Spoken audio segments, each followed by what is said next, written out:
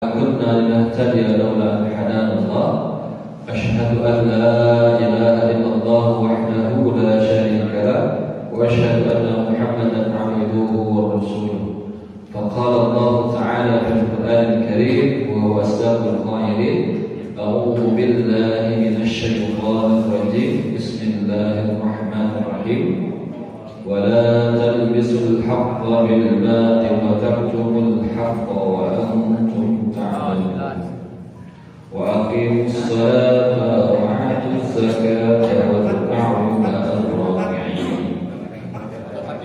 وقال رسول الله صلى الله عليه وسلم بدأ الإسلام غريبا فسيعود غريبا فتبادل الغرابة.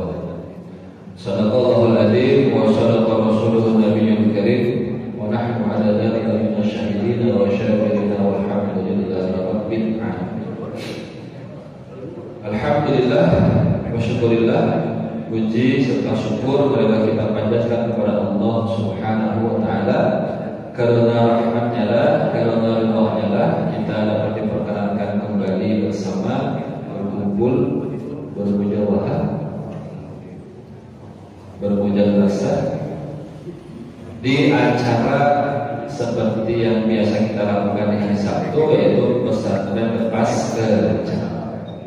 Salawat sidang salam orang limpahkan, orang sampaikan ke junjungan alam, yakni Habibana wa Nabiyyana wa Karimina Muhammad sallallahu alaihi wasallam.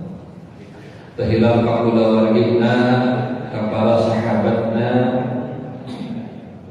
para tabi'in, para ulama, malah mandarna insyaallah ka urang sadayana salaku umatna anu teguh insyaallah nyempengkan sunnah Nabi sallallahu alaihi wasallam. Amin Allahumma amin.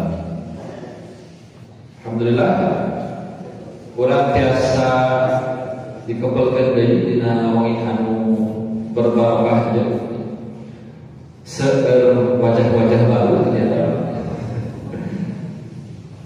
Tak kenal maka ta'aruf ya. Tak kenal maka ta'aruf ya. Nanti kita akan saling perkenalan dulu ya. Kita akan membahas sebuah tema yang cukup penting, yaitu menelaah perbedaan pemikiran Islam dan pemikiran Barat. Mungkin judul kajian pada malam hari ini akan cukup berat.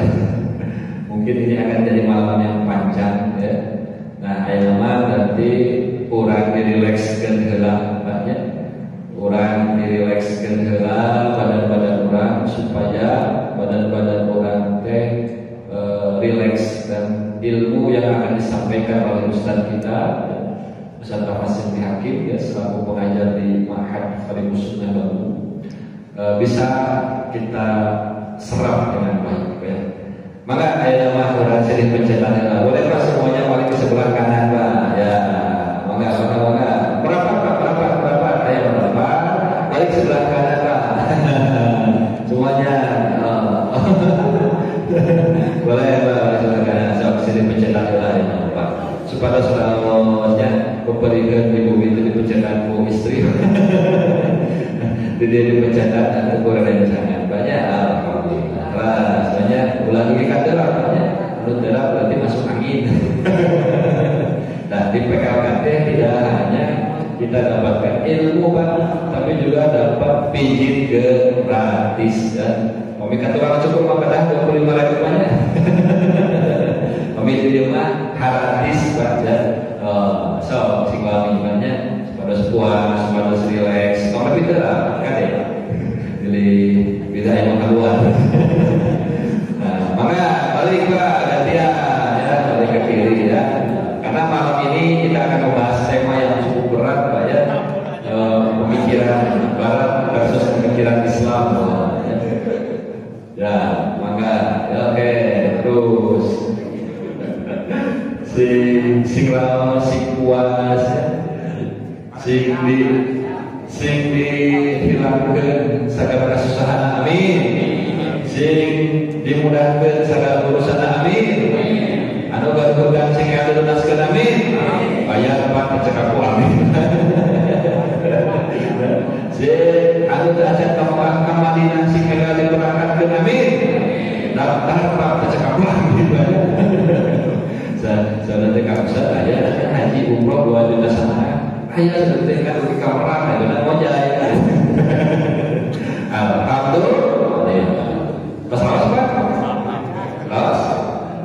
Mengikat jerapah.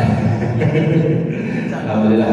Ya supaya kita rileks ya, jadi kita adakan ice drinking dulu ya. Karena kita akan membahas kajian yang cukup berat. Baik, sebelum kita mulai, marilah kita awali dulu malam hari ini dengan bacaan Al-Quran Al-Fatihah. A'udzubillahi minasyaitonir rajim. Bismillahirrahmanirrahim. Alhamdulillahirabbil alamin. Arrahmanirrahim. Maliki yaumiddin. Iyyaka na'budu wa iyyaka nasta'in. Ihdinas siratal mustaqim. Shiratal ladzina an'amta 'alaihim ghairil maghdubi 'alaihim waladdallin. Alhamdulillah, marilah kita doakan juga saudara-saudara kita yang sedang ditimpa musibah, mungkin ya, yang sedang ditimpa bencana, mungkin ya, atau saudara-saudara kita sedang ada di Palestina yang masih sampai hari ini dibombardir oleh Israel. As'alul ijabah juga pada Al-Quran Al-Fatihah. A'udzubillahi minasyaitonir rajim. Bismillahirrahmanirrahim. Alhamdulillahirabbil alamin. Arrahmanirrahim. Maliki yaumiddin. Iyyaka na'budu wa iyyaka nasta'in.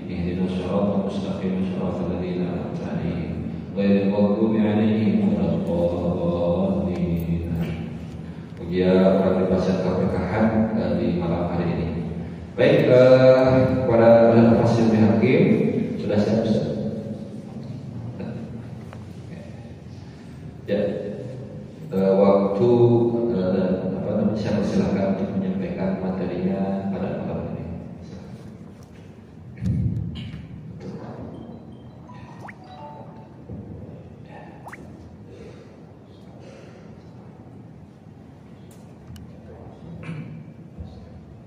Bismillahirrahmanirrahim.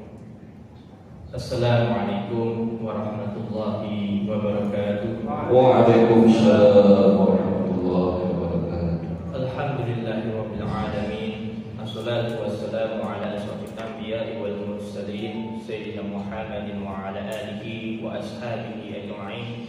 Allahumma ighfirli wa li walidayna wa li masayyidina wa li ustadina wa li muslimina wa li sa'iril muslimina fid dharain amin.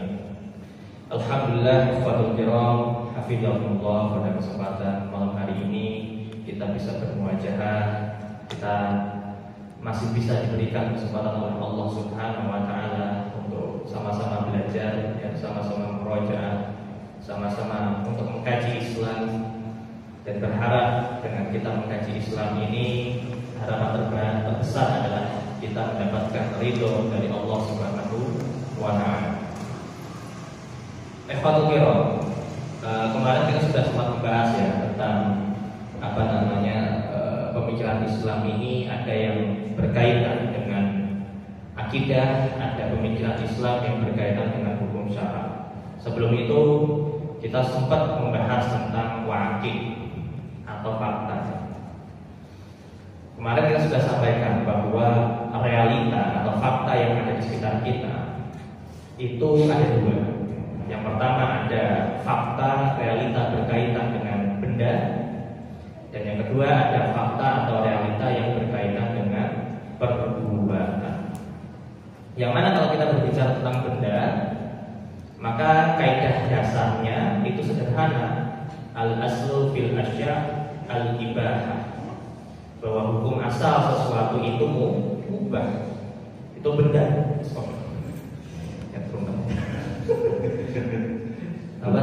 Hukum asal sesuatu benda itu mubah, sehingga ketika kita mendapati suatu benda baru apapun itu, maka langsung bisa kita katakan itu hukumnya halal.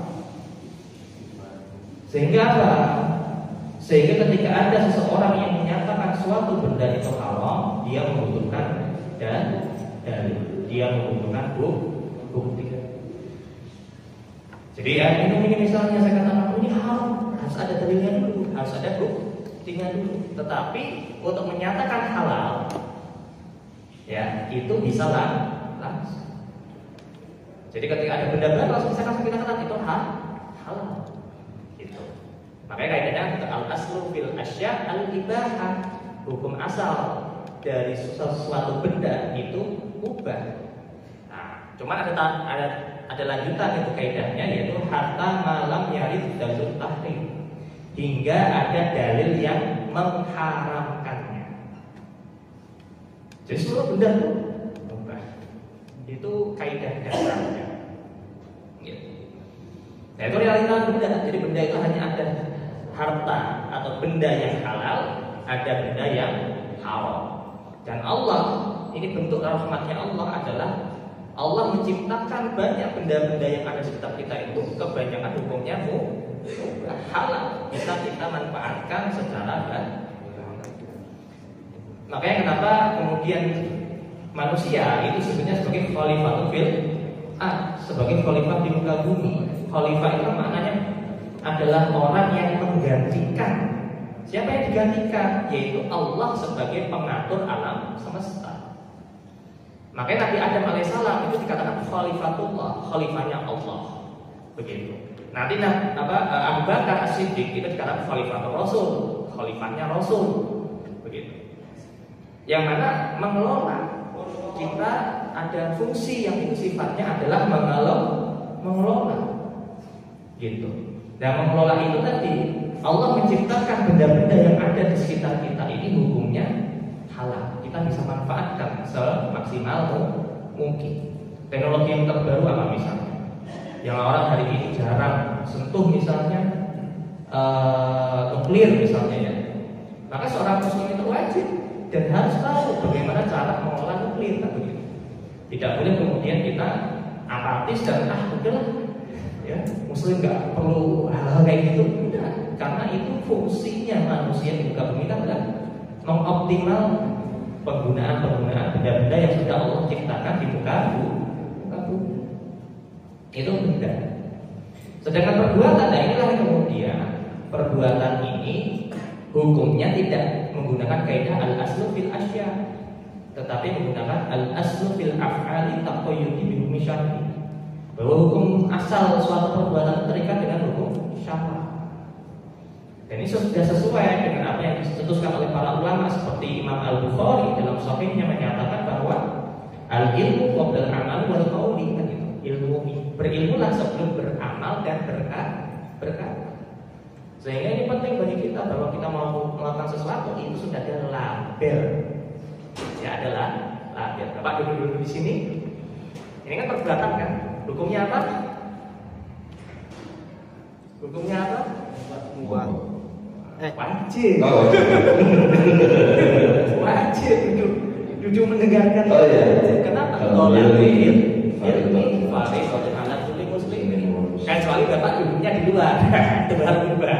Tapi Bapak duduknya di dalam sini itu wajib. Ya. Karena tolabul ilmi fardhu ala kulli muslimin. Itu contoh. Gitu.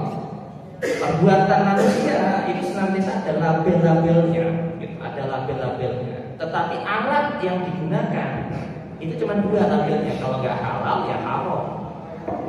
Kan sederhananya begitu. Inilah realita yang kemudian dalam Islam itu diatur. Nah, kemudian masuk pembahasan yang baru, yaitu tentang apa itu pemikiran Islam. Kalau kita lihat pemikiran Islam itu setidaknya terbagi menjadi dua. Ya, makanya di sini dikatakan al-fikrul Islami naw'an. Bahwa pemikiran Islam itu ada dua jenis. Ya. Yang kemudian yang pertama apa? Yang pertama pemikiran yang berkaitan dengan akidah. Ya. Pemikiran-pemikiran yang berkaitan dengan akidah ini punya konsekuensi yang berbeda kalau kita berbicara dengan pemikiran Islam yang kedua, yaitu apa? Berkaitan dengan hukum syariat. Makanya para ulama sering menyebutnya sebagai usulain atau dua usul. Ada usul iman atau akidah, yang kemudian yang kedua adalah fikih.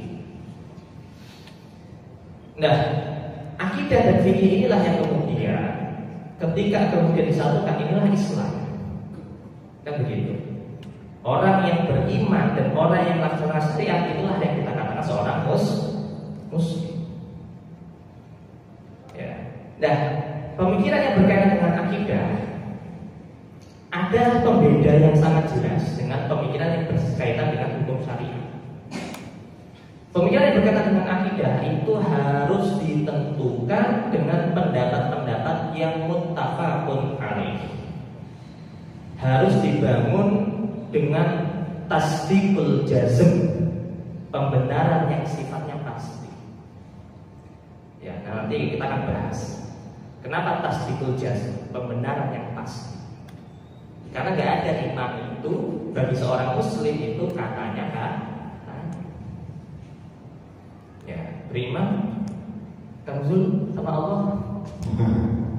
Maka kalau Kang Zul bilang insya Allah beriman, ini agak insya Allah Sunda ya. Insya Allah Sunda. Bukan insya Allah makna syar'i, ini insya Allah Sunda misalnya. Nah, ini kok kayak ragu gitu kan.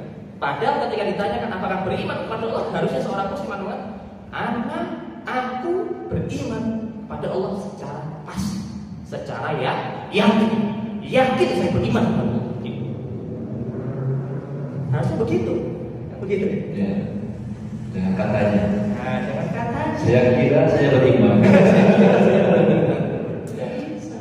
Beriman itu sesuatu yang tidak boleh ditawar, tidak boleh ada ragu-ragu. Keimanan itu sesuatu yang harus dipegang, Pak. Memang saya benar-benar beriman, bukan sekedar ya katanya. Makanya dalam surah Al-Baqarah ya, yang ada nama saya 208.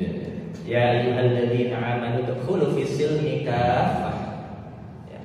Di situ kan ketika Allah menyeru kepada orang-orang, wahai orang-orang yang beriman, masuklah ke dalam Islam secara kafah. Ini menarik.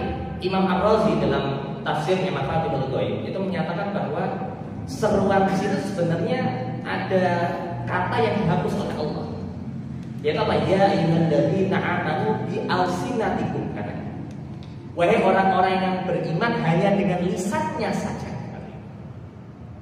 Ini menunjukkan terkadang ada orang yang ngaku-ngaku saya beriman kok kepada Allah, tapi kenyataannya di hatinya masih ada keraguan. Bukti sederhananya apa?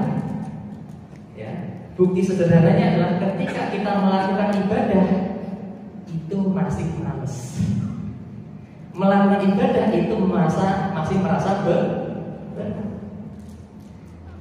Karena kalau orang yang benar-benar iman kepada Allah harusnya melihat itu semua itu harusnya membahagiakan, betul nggak? Ibadah itu harusnya menjadi rihalnya, healingnya. Orang kan kalau hari ini tanya, kenapa pusing apa kerjaan, pusing apa keluarga, pusing apa bisnis dan segala macamnya. Terus ketika tanya, biar nggak pusing gimana? Healing.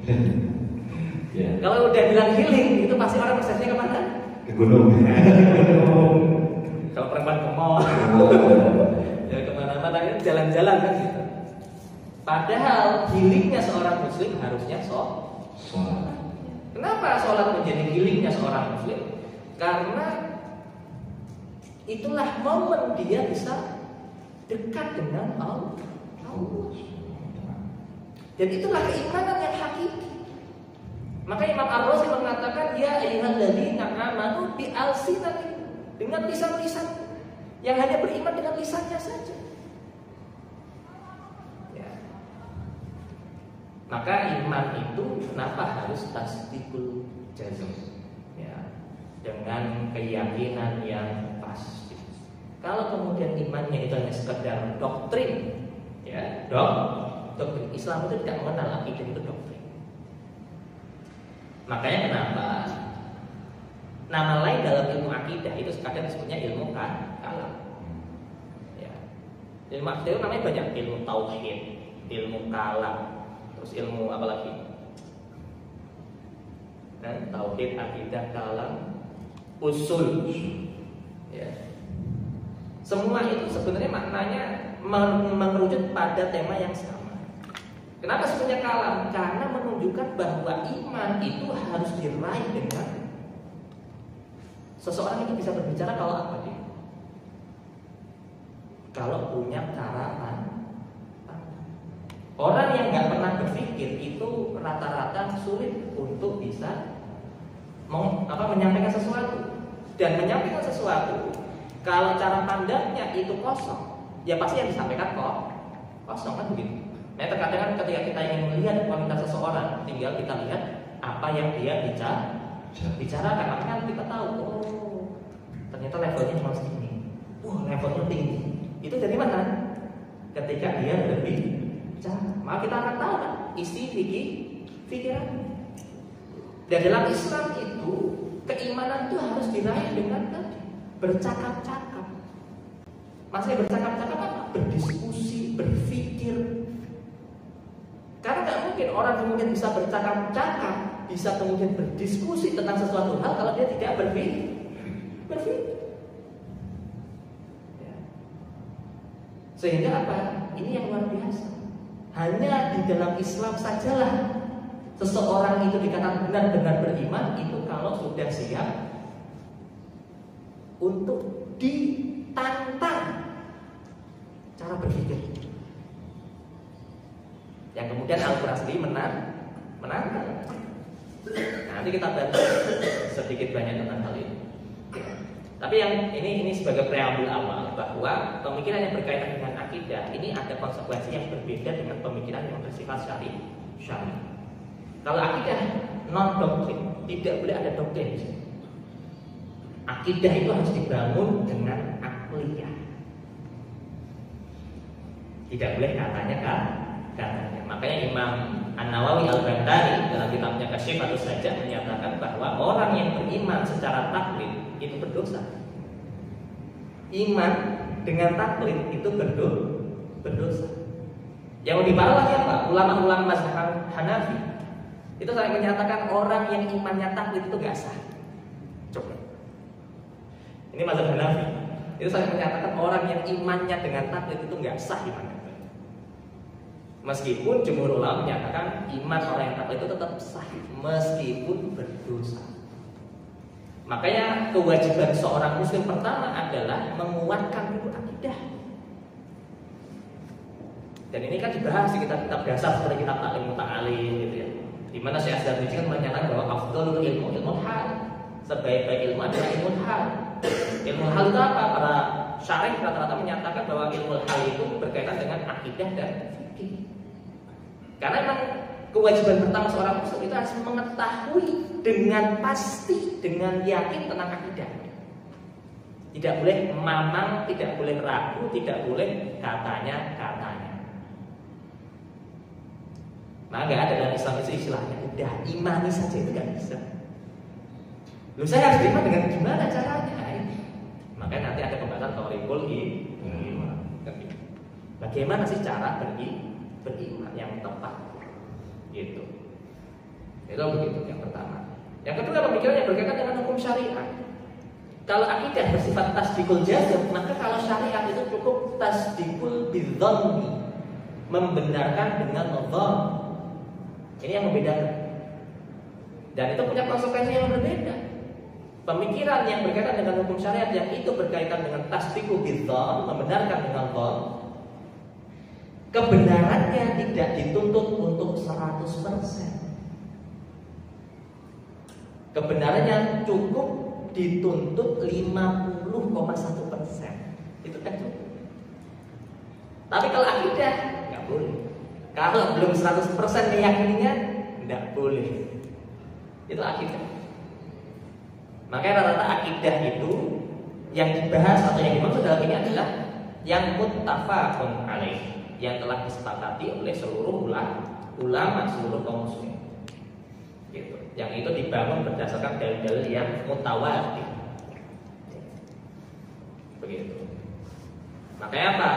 Kalau akidah dibangun berdasarkan dalil yang mutawatir, mengimani secara pasti itu kita tidak akan mudah untuk mengkafirkan orang. Itu punya hikmah. Kenapa kemudian akidah harus dibangun dengan dalil-dalil yang mutawatir? Dalil mutawatir itu apa? Dalil mutawatir itu adalah dalil yang kemungkinan bohongnya itu nihil, tidak ada sama sekali. Sedangkan dalil yang non mutawatir itu masih bisa diperdebatkan dan bisa saja itu salah. Itu kalau dalil non mutawatir. Tapi dalil mutawatir itu kemungkinan salah itu zero, gitu, kosong. Dan akidah seorang muslim itu harus bangun begitu. Makanya keimanan kalau anda lihat orang-orang kafir yang masuk Islam, Itu pasti rata-rata karena cara berpikir. Tapi orang Muslim yang murtad, ya, itu kadang nggak berpikir. Itu banyak contohnya, banyak. Ada yang karena mimpi, sampai ada yang kakinya. Iya, sekarang ada fenomena Muhammad Kufron. Asqalin. Cuma bisa bahasa semut, masalah lain. bisa bahasa Suryani. Itu sempalan yang tidak. Menjaga orang neraka. Biasa. Tidak perlu diviralkan. Membuat eksis saja. Ya. Nah, kembali. Jadi kalau berkaitan dengan hukum syariat itu kita lebih fleksibel. Makanya kalau berkaitan dengan syariat itu cukup hadisnya sahih. Ingat, hadis sahih itu nggak mutlak. Hadis sahih itu masih bisa diperdalam. Karena hadis sahih itu mensahihkan suatu hadis itu dengan don sebenarnya, dengan prasangka. Loh kok bisa? Sekarang saya tanya, ya bapak-bapak ini ada yang datang dengan temannya nggak? Coba ngajak yang datang dengan temannya. Nah, coba ditunjuk temannya yang mana? Nah, saya tanya yang paling ujung. Sudah berteman dengan bapak sebelahnya udah berapa lama? Baru Pak. Oh baru.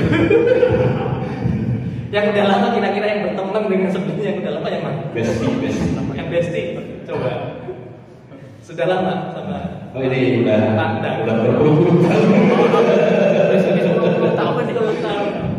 Dari zaman ini penjajahan. Kalau saya tanya, nih bapak yang berbaju biru sama Pak Endang, gitu. Ya. Kalau udah pertemanannya udah puluhan tahun kan, berarti kan seenggaknya tahun sebelumnya kan. Ya kan, sebenarnya hampir tahu rahasia-rahasia. Betul kan? Ya. Tapi saya tanya, apakah yakin bapak mengetahui betul teman yang di sebelahnya ini? Secara 100%? Jawabannya pasti enggak. Meskipun udah bestie puluhan tahun, tetap yakin bahwa temennya ini tahu betul gitu tentang diri kita.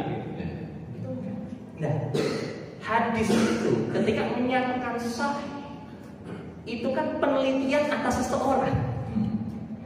Bagaimana misalnya Imam Bukhari melihat gurunya, jadi ya sebatas pengetahuan yang beliau lihat terhadap guru beliau. Sehingga apa? Nanti ada orang yang kata Imam Bukhari ini sahih, tapi menurut ulama itu dhaif. Itu bisa terjadi. Karena ada sisi-sisi tertentu. Seperti Imam Syafi'i itu punya guru namanya Muhammad bin Ibrahim. Seorang Mu'tazilah, Seorang Qadariyah yang jumhur ulama ahli menyatakan Muhammad bin Ibrahim itu dhaif. Tapi Imam Syafi'i mengatakan dia adalah orang yang terpercaya. Ini kan kontradiktif. Ulama hadis yang lain menyatakan dhaif, tapi Imam Syafi'i dengan yakin, dengan pasti menyatakan bahwa gurunya yang meskipun mazhabnya adalah Qadariyah itu thiqah. Jadi di antara ijtihadnya Imam Syafi'i. Nah ini ada apa? Sahih menurut ulama A, belum tentu sahih menurut ulama yang lain. Makanya hadis sahih itu tingkatannya di bawah hadis mutawatir. Gitu. Kalau hadis mutawatir, gimana untuk menggambarkannya sederhananya gini, hadis mutawatir itu. Hadis mutawatir itu ibaratnya ada A si fulan, dia tinggal di Jakarta. Ada fulan B tinggal di Bali. Ada fulan C tinggal di Cilacap. Nah, sederhananya gitu. Ada fulan S tinggal di Semarang. Ada fulan mana lagi? L tinggal di Lampung misalnya. Ada Lampung, Jakarta, Bandung, Semarang, Cilacap gitu ya. Tiba-tiba orang yang jauh-jauh semua ini yang nggak pernah ketemu tiba pernah ngomong satu hal yang sama. Satu hal yang sama. Kalau saya ketemu Kang Zul ini berdua kan, ada riwayat pertemuan, maka orang bisa aja menyerap ini kan kesepakatan kalian aja. Kesepakatan kita yang mungkin aja sepakat untuk apa? Misalnya nih orang misalnya ya, itu bisa terjadi kan gitu. Akan pernah bertemu, Kalau Kang Zul ngomong A, terus ngomong A, kan ini ada pertemuan. Pertemuan bisa aja kong kali di belakang dulu gitu. Biar ngomongnya sama. Ini kasus kayak kalau orang nunjukin trik sulap. Kan trik sulap apa bisa kan ada kong kali dulu di belakang. Meskipun seolah random gitu. Ternyata itu juga temannya. Sehingga ada kemungkinan ada kebohongan kan begitu. Tetapi hadis mutawatir ini orang 5 orang ini terpencar di suatu wilayah yang nggak pernah ada runutan ketemunya, tapi tiba-tiba ngomong pada satu hal yang sama. Maka nggak ada potensi untuk mereka berbohong. Kalau berbohong untungnya apa? Dan bagaimana mereka merencanakan kebohongan mereka? Nggak bisa. Kan gitu. Tapi kalau dua orang yang bertemu ini bisa aja ada merencanakan kebohongan karena ada pertemuan. Dan hadis mutawatir ini terpencar di berbagai negeri tapi ngomongnya sama. Makanya para ulama kemudian mengkategorikan hadis mutawatir ini adalah dalil yang sifatnya pasti. Tidak mungkin sama. Itu kalau begitu. Nah, itu kalau berkaitan dengan akidah. Kalau syariat tidak serumit itu. Jadi kalau syariat itu lebih sederhana apa? Hadisnya sahih cukup, hadisnya hasan boleh, dhaif selama bukan sebagai asas syariatnya, asas pembolehannya atau asas pelegalannya masih bisa untuk fatoil amal misalnya gitu. Hal-hal semacam itu kemudian menjadi pertimbangan berkaitan dengan syariat. Gitu. Makanya syariat ini sifatnya amaliyah, praktis. Gitu. Jadi hukum-hukum yang bersifat praktis. Makanya kalau dalam syariat itu kita nggak apa-apa taklid. Beda dengan akidah. Kalau akidah harus pasti. Makanya kadang orang untuk bisa mendapatkan kepastian dalam akidahnya memang butuh waktu. Tapi kalau berbicara syariat, kita ngomong ke anak kita, nah, suatu wajib kamu harus lakukan sekarang. Caranya gimana Pak? Caranya begini. Pertama takbir ini, anak sekedar ngikutin. Tanpa dia harus tahu ini dalilnya apa, sumbernya mana, istidlalnya seperti apa, ada nggak munaqasyah dari ulama yang lain, ada nggak istidlal dari ulama yang menentang. Enggak. Cukup yang penting bisa diamal, itu syariat.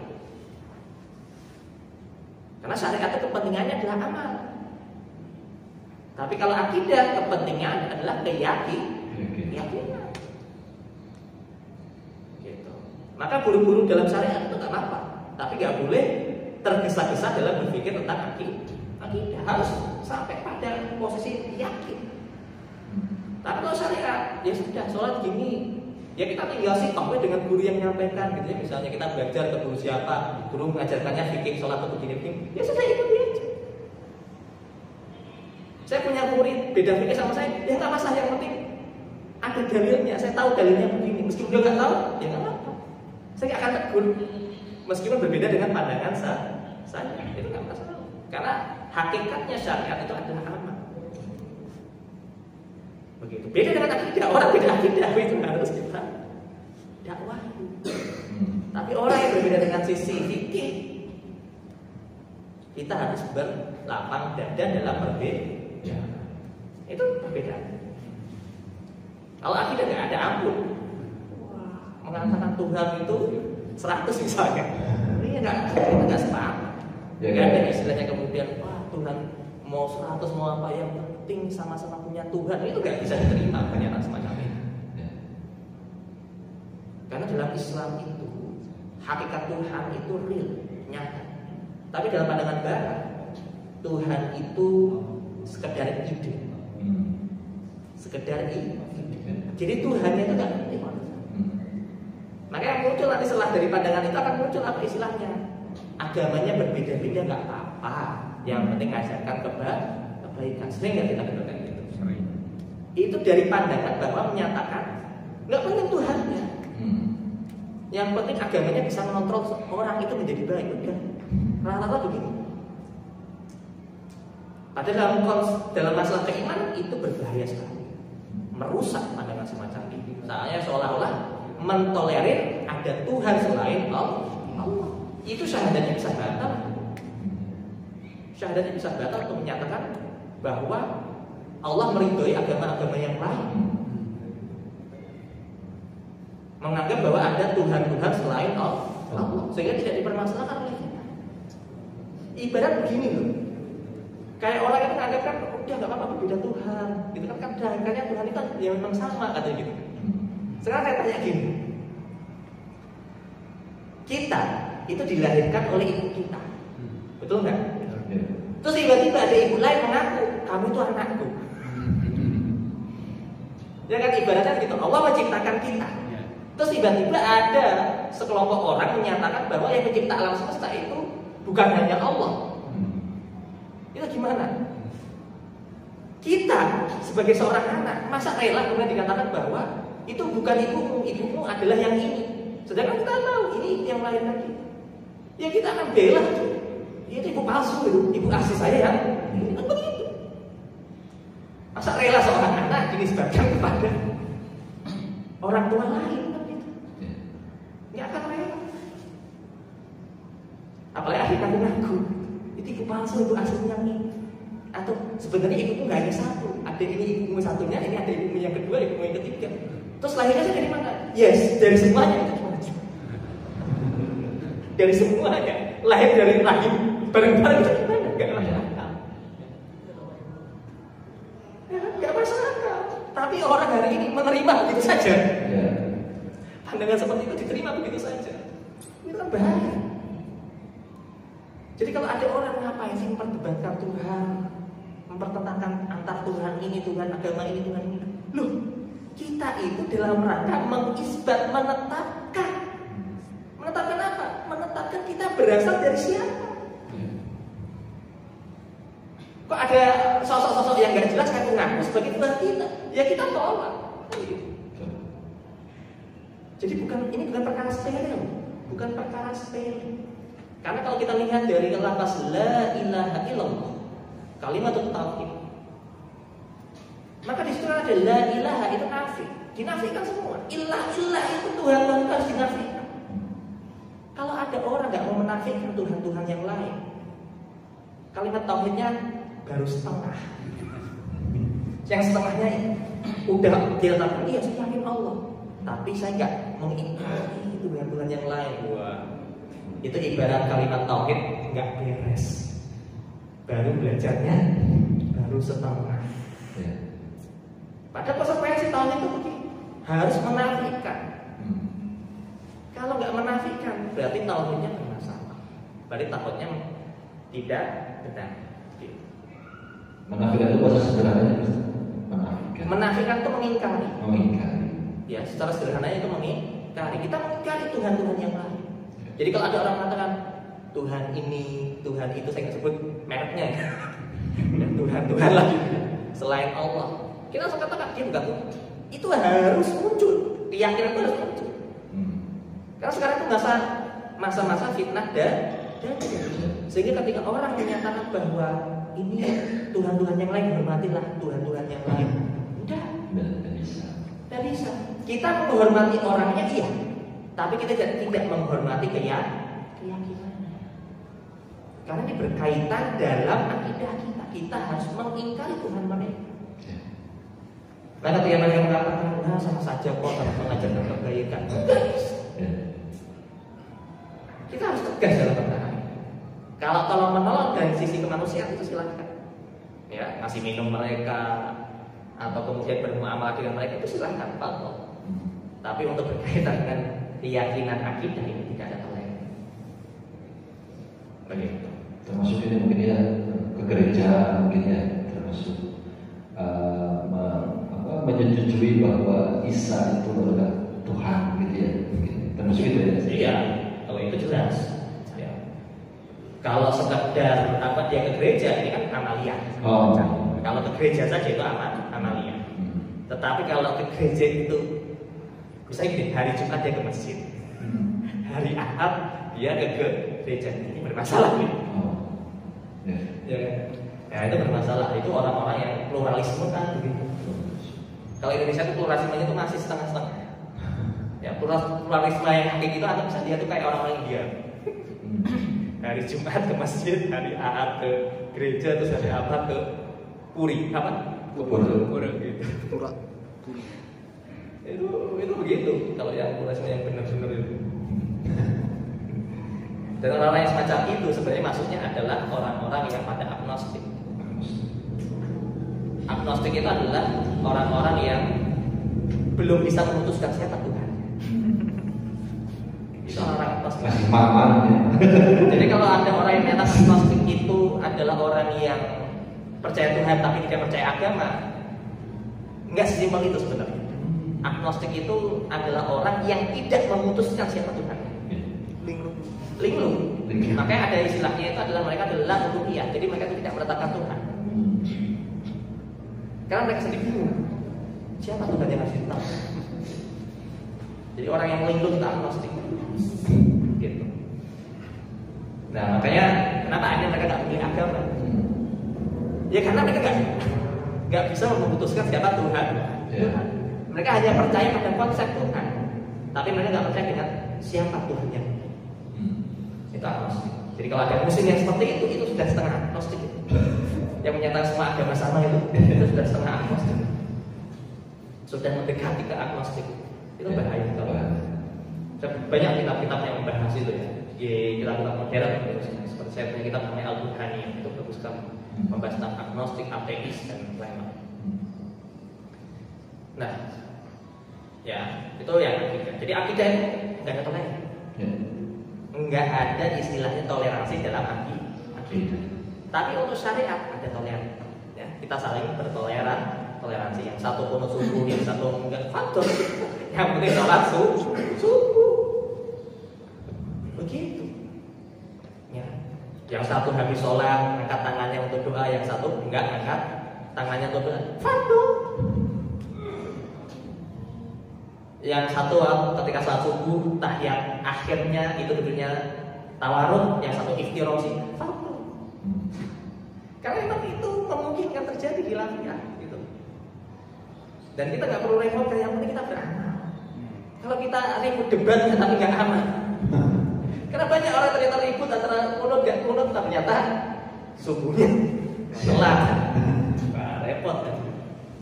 Nah, itu jadi kunci dalam syariat itu lebih praktis karena sifatnya bagaimana bisa diamalkan secara cepat. Gitu ya. Nah, kalau kita berbicara asasnya, maka asas pertama dalam Islam, pemikiran Islam itu adalah akal. Yang mana Islam itu adalah akidah akliyah, akidah yang dibangun berdasarkan akal. Jadi asas pemikiran Islam yang pertama itu akal, yang mana akidah itu dibangun dengan hal tersebut. Dan banyak di dalam Al-Quran yang meminta kita untuk berpikir. Apakah kalian tidak berpikir tentang kebesaran alam semesta? Apakah kalian tidak berpikir? Apakah kalian itu banyak sekali ungkapan itu. Ini menunjukkan apa? Bahwa Islam itu adalah akidah yang rasional. Loh, kan ada hal-hal yang gak rasional juga, kayak wahyu, gitu kan? Kayak apalagi malaikat, hal-hal gaib, gitu ya. Hal itu atau ya hal-hal yang kemudian tadi dianggap tidak rasional, itu pada hakikatnya itu akan merujuk kepada akal juga. Karena kalau kita berbicara malaikat, kita tahu malaikat dari mana? Al-Quran. Nah, Al-Quran itu untuk menyatakan bahwa Al-Quran itu kalamullah itu dengan akal. Makanya Al-Quran sendiri itu adalah wahyu yang paling masuk akal. Bicara tentang ayat-ayat kauniyah, ya, tentang penciptaan alam semesta, penciptaan manusia, itu kan ternyata baru bisa ditemukan di abad-abad sekarang kebenarannya. Nah, kayak melihat manusia dari zigot berkembang menjadi bayi yang umur sekian sampai ini kan dari mana tahu zaman dulu? Memang dulu sudah ada teleskop kan? USG ya ada zaman dulu. Dibelek gitu terus dilihatin umur sekian. Tapi nanti bisa menyampaikan tentang alakoh itu ya. Iya. Tentang perkembangan manusia itu sangat rinci. baru bisa dijawab oleh keilmuan hari ini. Kan begitu. Nah, semua ini dibangun dengan akidah akliyah, dan Islam itu luar biasa menantang umatnya untuk berpikir. Kalau ada orang Islam bodoh, ya, kalau ada orang Islam bodoh, biasanya akidahnya nggak benar. Karena akidah seorang Muslim itu berpikir. Sehingga apa? Islam ini satu-satunya agama yang meminta umatnya untuk berpikir. Kalau agama-agama yang lain terkadang malah nggak ngajarkan jangan berpikir. Ada yang bertanya, kok Tuhan itu 3 tapi 1 tapi 3? Itu gimana? Udah iman ini saja. Bisa begitu. Nggak usah difikirkan, nggak akan nyampe. Masih gitu. Bahasa nggak akan nyampe itu pertanda adalah si penyampai itu nggak sanggup menjelaskan. Jurus paling ampuh tuh begitu. Kalau ya kan, misalnya kalau bapak sekali ditanya sama anak-anak, Pak, ini kenapa begini, kenapa begitu? Belum saatnya, pasti bapaknya bingung itu. Jelasinnya gimana? Jawabannya paling sederhana dan nggak akan kepikir kamu begitu. Bapaknya aja yang itu pusing jelasin. Dan sama, kalau ada orang yang menyatakan, pikiranmu gak akan nyampe, itu sebenarnya si yang ngomong gitu itu ya nggak sanggup untuk menjelaskan. Tapi Islam, kalau berbicara konsep ketuhanan, itu gak ada istilahnya pikiranmu gak akan nyampe. Tanyakan, pikirkan, renungi. Sehingga akidah seorang Muslim itu adalah akidah yang cerdas, akidah yang akan ditanya oleh orang-orang yang memang suka berpikir. Ini karakter loh, karakter seorang Muslim adalah mau berpikir. Kalau ada seorang Muslim hari ini kemudian dimunculkan persoalan kemudian bismillah nggak mau mikir, hati-hati, dia mulai meninggalkan akidahnya sendiri.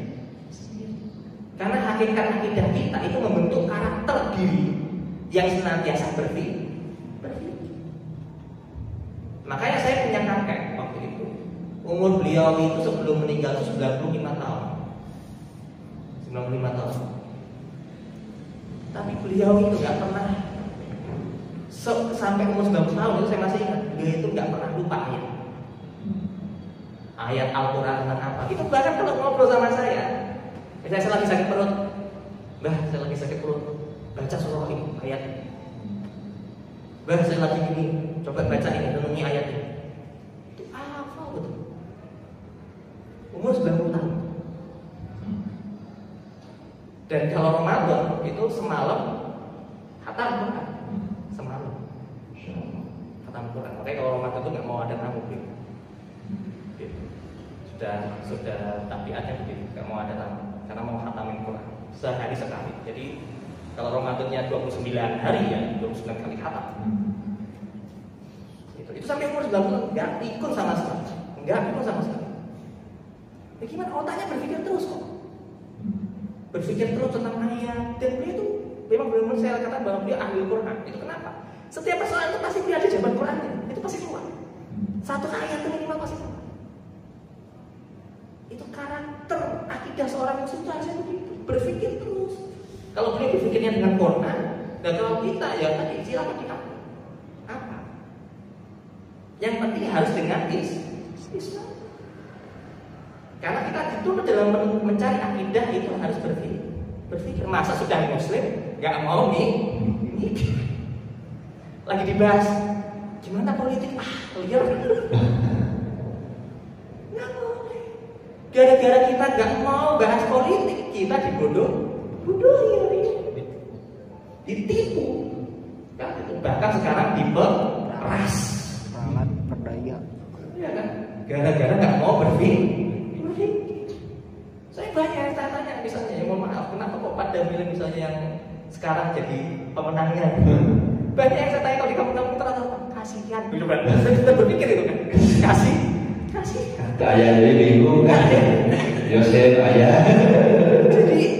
Jadi seolah mempertaruhkan nasib kita dalam bernegara itu dengan rasa kasih.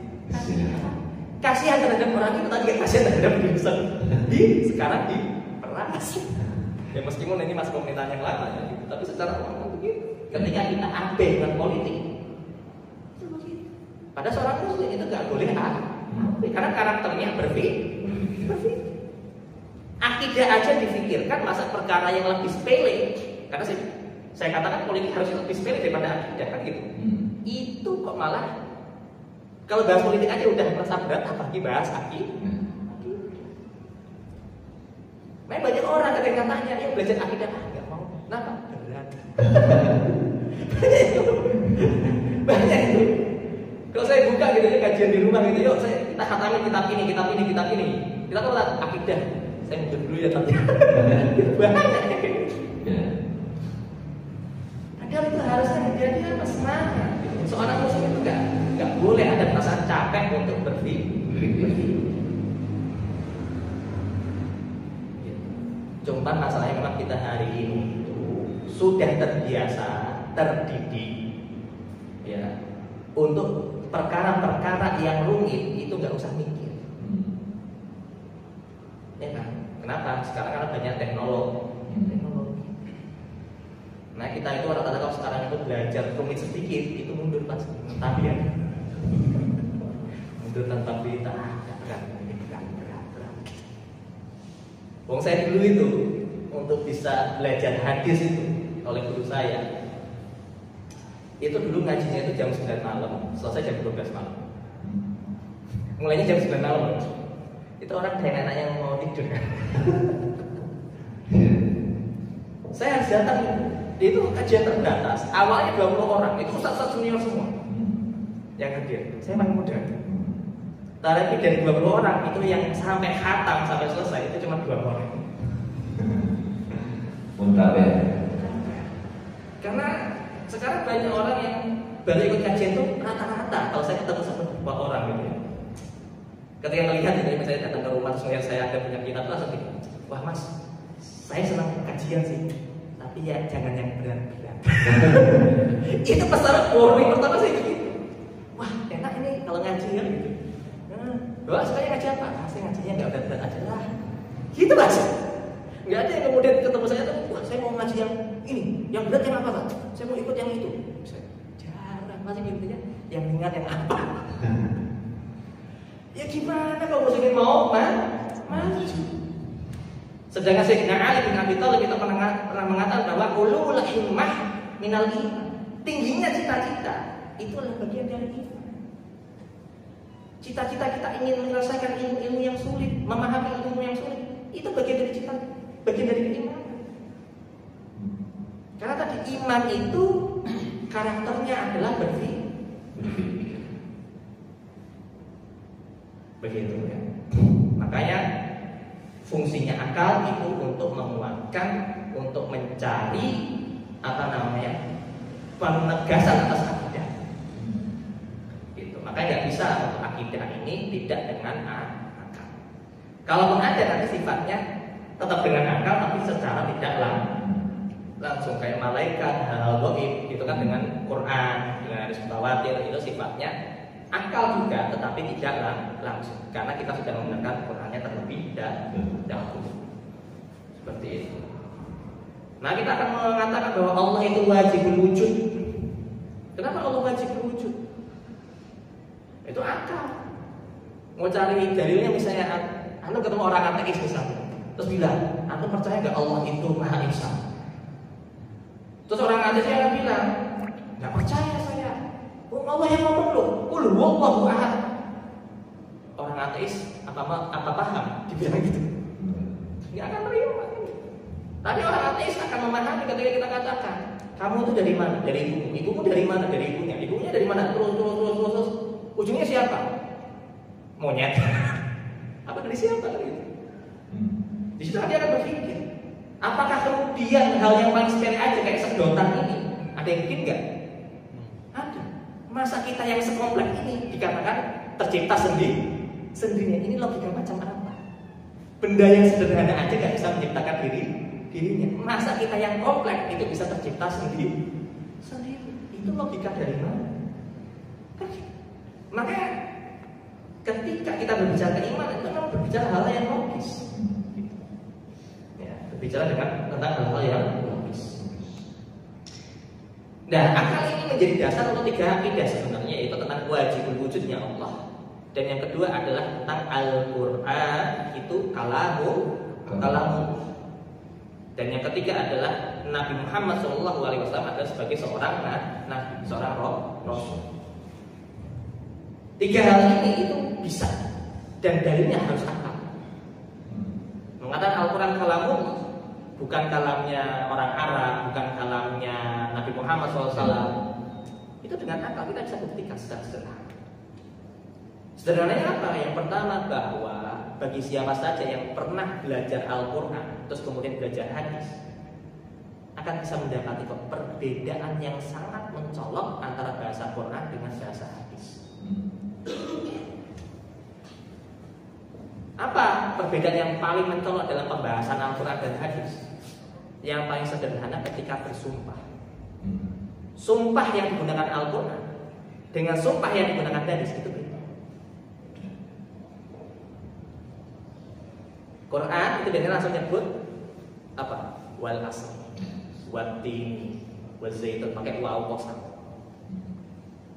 Tapi hadis itu biasanya diungkapkan dengan istilah demi zat yang jiwaku berada di tangan. Contohnya, kita perlu tahu dalam ilmu linguistik, orang kalau sudah bersumpah ini kan biasanya perkara-perkara yang sangat urgent atau perkara yang penting. Dan biasanya kalau orang berbicara hal yang penting ini kan kadang refleks, kadang refleks keluar begitu saja. Nah, kalau kemudian dalam persoalan sumpah saja itu ada karakteristik yang sangat berbeda. Quran dengan wallahi, wal asr dan semisalnya, sedangkan hadis itu kebanyakan dengan menggunakan tadi demi zat yang jiwaku berada di tangannya. Maka ini menunjukkan bahwa ini adalah dua penutur yang berbeda. Dua penutur yang berbeda. Atau yang bahasa yang lain misalnya. Misal saya kalau manggil Kang Zul pasti Kang, betul nggak? Yeah. Tapi mungkin Kang Zul manggil saya misalnya Mas. Contoh sederhana. Karena yang beda orang pasti beda cara memanggil seseorang meskipun sama. Al-Quran ketika meminta kesadaran seseorang untuk diseru, biasanya menggunakan ya ayyuhalladzi, gitu. Ya ayyuhalladzi. Kalau hadis itu lebih sederhana lagi. Apa? Kalau Rasul sudah bilang man, sudah. Konteksnya man ra'a minkum munkaran. Itu menunjukkan bahwa pola bahasa yang digunakan Quran dan hadis itu beda sekali gitu. Ya. Jadi ini contoh. Nanti juga belum lagi kalau kita bicara tauhidnya Quran dengan tauhidnya hadis itu beda lagi kan. Dan ini masih banyak lagi kusuk-kusuk bahasa yang antara Quran dan hadis itu berbeda. Ya. Jadi ini kita bisa katakan bahwa Al-Quran kalau dikatakan sebagai kalamnya Nabi Muhammad SAW jelas tidak. Gitu. Kalau kemudian Quran itu dikatakan sebagai kalamnya orang-orang Arab, juga bukan. Kenapa? Karena para penyair-penyair Arab yang waktu itu handal seperti Mughirah dan yang lain-lain, itu saya menyatakan ini bukan perkataannya manusia. Saya menyatakan itu juara satu penyair saja itu saya menyatakan ini bukan perkataan manusia. Yang kemudian para penyair Arab saja sudah mengaku kalah di hadapan Al-Quran. Sehingga apa kita katakan nggak mungkin berarti ini kalamnya manusia. Maka secara sederhana, secara logis kita katakan bahwa Al-Quran itu kalam Allah. Tidak ada kalam yang lain selain Allah. Karena kemungkinan cuma tiga kan? Kalau nggak kalamnya Allah, kalamnya orang Arab, kalau nggak kalamnya Nabi Muhammad SAW. Dari tiga kemungkinan ini, dua kemungkinan terakhir itu tertolak, nggak logis. Sisa berarti kemungkinannya sisa satu. Kalau belum lagi nanti ketika Al-Quran ternyata di dalamnya menyebutkan perkara-perkara saintifik yang tidak diketahui kecuali ada abad sekarang. Itu apa? Nah, yang kedua ada yang disebut sebagai asas pemikiran Islam yang kedua adalah syariat. Ya, syariat. Kalau kita berbicara syariat, maka pemikiran Islam itu tidak akan keluar dari syariat yang digali dari dalil-dalil syariat. Sehingga begini, ketika seseorang mengatakan ini Islam, ini syariat Islam, itu gak ada urusannya mau ngomong itu orang Arab, orang Indonesia, orang Rusia, Afrika, Eropa. Selama dia digali dari dalil-dalil syariat, maka itulah pemikiran Islam. Sehingga apa? Islam itu tidak identik dengan Arab, tapi Islam itu identik dengan bahasa Arab. Ini dua hal yang berbeda. Tidak identik dengan Arab, tapi identiknya dengan bahasa Arab. Kenapa? Karena dalil-dalil syariat itu dari bahasa Arab. Kenapa saya katakan Islam itu identik dengan Arab? Saya tanya. Tadi saya nyebut Imam Bukhari. Imam Bukhari itu orang Arab bukan? Bukan. Mana? Bukhari itu mana? Rusia. Rusia itu sukunya apa? Bukan suku Arab kan? Coba. Kitab hadis yang paling sahih diakui, ternyata yang nulis bukan orang Arab. Tapi diakui enggak itu? Diakui. Ada kitab Lisanul Arab. Itu kamus itu. Kamus Arab ke Arab. Kalau bahasa sekarang tuh kamus Oxford gitu ya. Inggris ke Inggris gitu. Tahu nggak yang nulis itu Lisanul Arab itu bukan orang Arab, tapi orang Persia. Jadi begitu. Jadi Islam itu, kalau ada orang yang bilang Islam itu rasis, fokusnya Arab. Enggak. Cuman orang hari ini ketika melihat Arab, itu apa? Orang yang berbahasa Arab. Makanya memang ada itu kurfiahnya yang mengatakan man takallamal arabiyyah fa huwa arabi. Barang siapa yang bicara bahasa Arab maka dia orang Arab. Itu udah kayak jadi anekdot memang. Loh, saya tanya, Iran itu Arab bukan? Bukan Arab mereka, tapi orang-orang yang punya timur. Tembaknya Arab. Mesir itu Arab bukan? Mesir itu Arab bukan? Bukan aslinya Afrika Utara. Yang suku aslinya hanya suku Barbar. Sukunya suku Barbar itu. Bukan orang Arab. Maroko bukan orang Arab. Sudan apa lagi itu? Ya, orangnya hitam semua gitu. Bukan orang Arab. Jadi apa namanya bahwa Islam itu tidak identik dengan orang Arab, tapi identiknya dengan bahasa Arab. Itu yang harus dipegang. Jadi kita nggak ada istilahnya orang Arab langsung wah gitu. Padahal orang Arab ini ngomong biasa. Kadang kalau orang Arab ngomong biasa aja kalau kita amin. Saking kita jauhnya dalam bahasa Arab itu. Nah, syariat itu tidak terkait dengan orang atau sosok tertentu, tidak.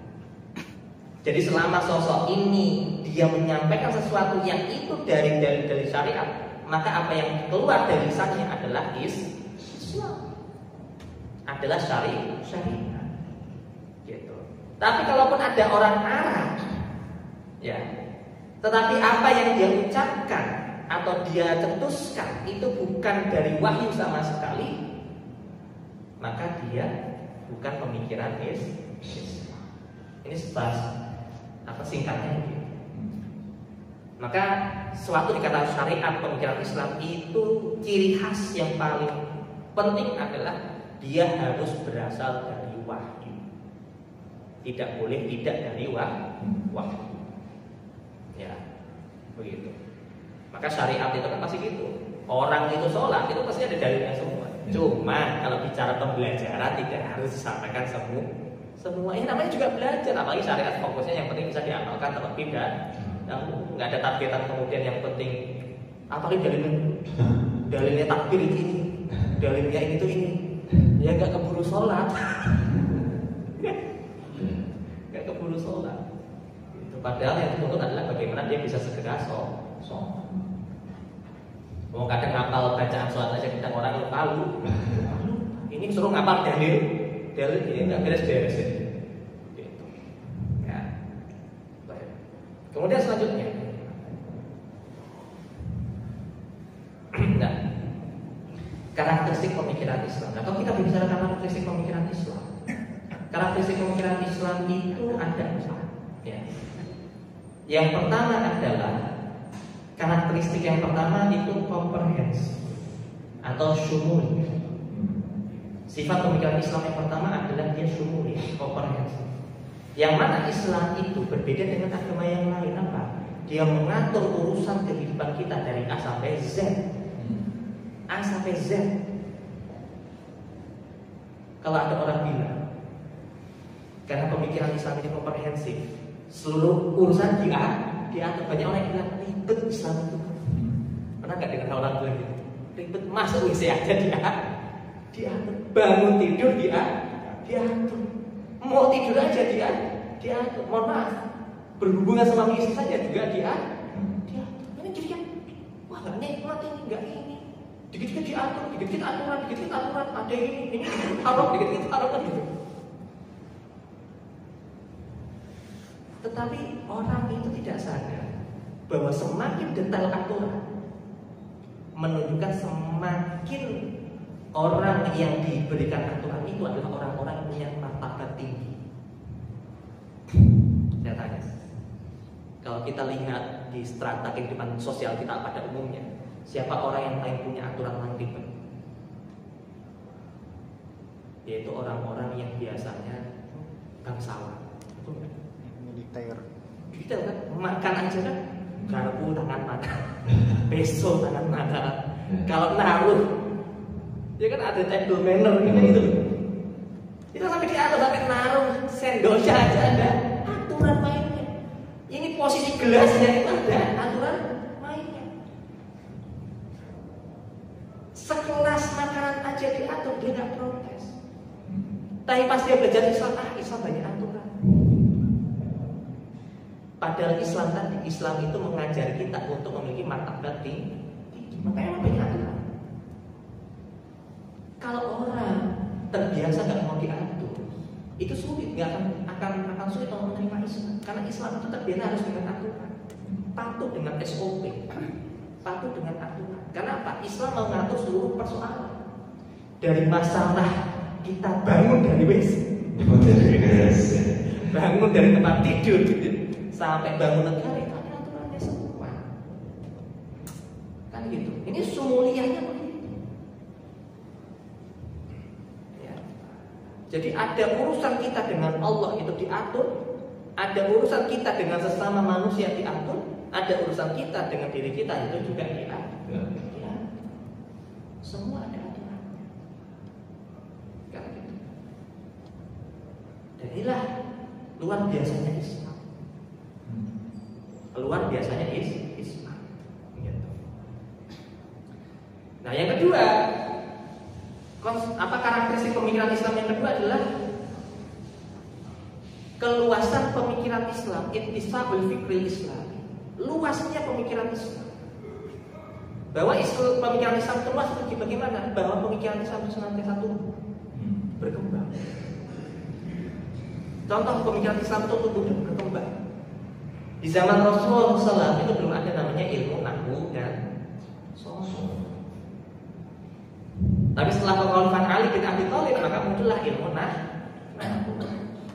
Nanti di pemerintahannya Umar bin Abdul Aziz muncullah tentang hadis. Nanti di pemerintahan banyak muncul ilmu-ilmu itu senantiasa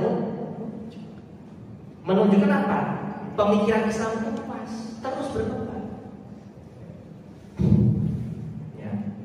Makanya pemikiran Islam ini senantiasa bisa menjawab tantangan zaman mau berubah bagaimanapun, Islam senantiasa punya jawaban. Gak ada istilahnya Islam itu ketinggalan zaman. Kalau ada orang menyatakan Islam itu ketinggalan zaman, yang ketinggalan zaman itu pemikirannya tentang Islam. Karena pemikiran Islam itu gak pernah ketinggalan. tinggal jalan. Terus dia maju. Karena apa? Ada istihad. Karena ada istihad ini persoalan-persoalan baru pasti bisa ada jawaban dari Islam. Dan yang ketiga, karakteristik pemikiran Islam yang ketiga adalah al-fikrul islamiyu adalah al-fikrun amal, pemikiran yang bersifat praktis. Nah ini yang jadi salah. Islam akidah memang berpikir, tapi jawabannya adalah syariat, sehingga harus dilaksanakan secara praktis. Berbeda dengan para filosof. Filosof itu suka memperdebatkan segala sesuatu, tapi nggak mau berhak. Filosof itu cuma nongkrong, amalnya. Kita satu sisi diminta berpikir, tapi satu sisi diminta untuk mengamal. Bahkan ada celah gitu ya. Orang yang kemudian suka berpikir tentang segala sesuatu tapi nggak mau beramal, itu khawatirnya terkena penyakit munafik begitu. Maka ada hal-hal yang Islam sangat perhatikan.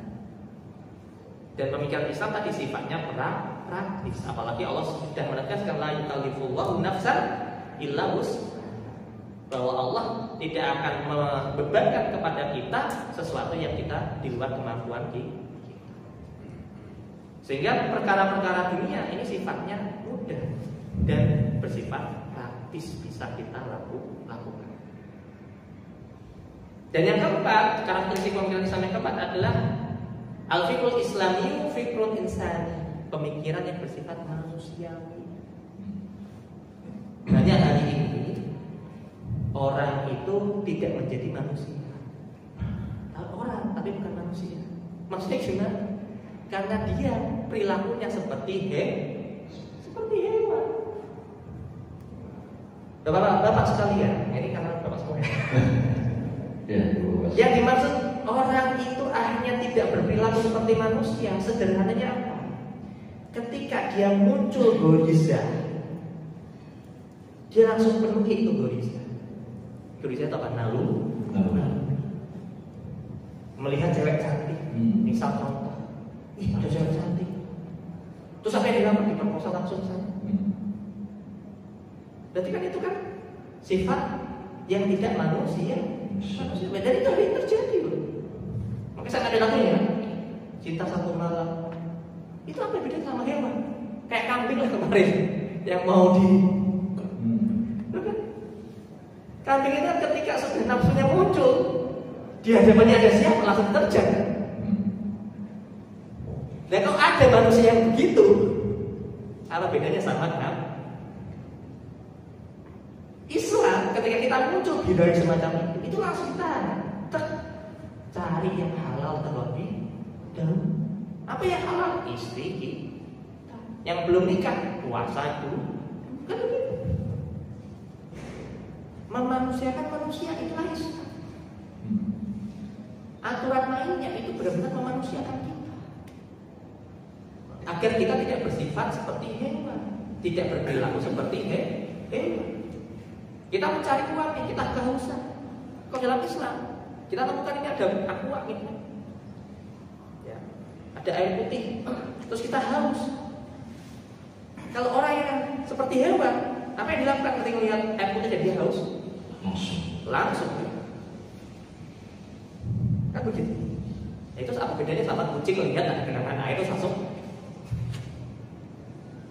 Tapi Muslim, Islam itu mengajarkan kepada kita ketika kita melihat ada air dan kita nggak tahu siapa pemiliknya, haram untuk kita minum. Air, tapi haram untuk kita minum kalau kita nggak tahu pemilik.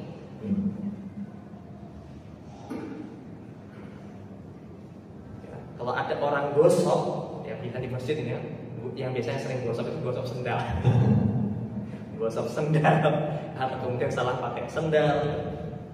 Nggak tahu salah apa sengaja. Maka ini ya nggak bersifat manusia. Karena yang manusia yang hakiki ya dia harus tahu bahwa dia datang dengan sendal itu ya pulang dengan sendal itu. Enggak datang dengan sendal swallow, pulang bawa ember. Nah itu kan repot.